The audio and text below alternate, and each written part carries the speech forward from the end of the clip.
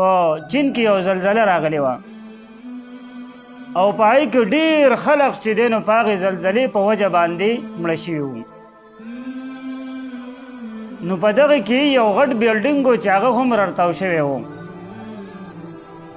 او دغه بیلډینګ چې دی په دې کې یو کوټه وه یو کمره هغه چې دی نو داسې سنګزنه غوندې رارتاوه شوې وه. نو داسې د کوټې په یو ګوټ کې چې دی نو یوه زنانه یو ورسره وړوکی ماشوم چې دی نو دا پراته دي. خو د دغې په رایستو باندې تقریبا 3 ورځې لګېدلې وې او دغه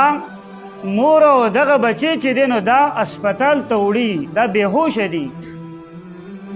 نو کله چې دی په هوش کې راشي دا ډاکټر د دې زنانه نه تپوس وکړي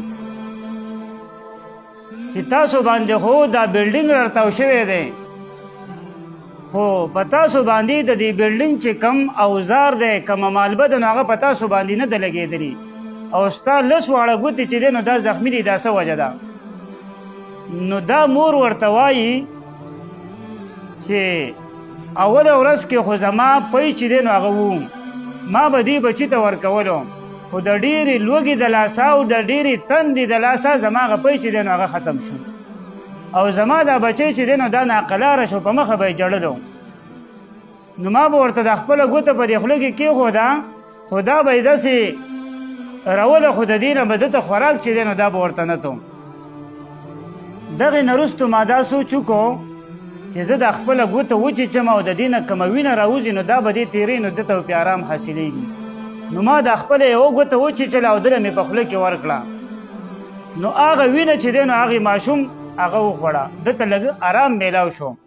دغه شانتې بیا یې دا 2مه ګوته دا 3مه ګوته دا 4مه حد تر دې چې دا 10 واړه ګوته یې وچیچلې او دی هغه خپل بچي را په خوله کې ورکړه هغه وینه چې دی نو هغې ماشوم به خوړه.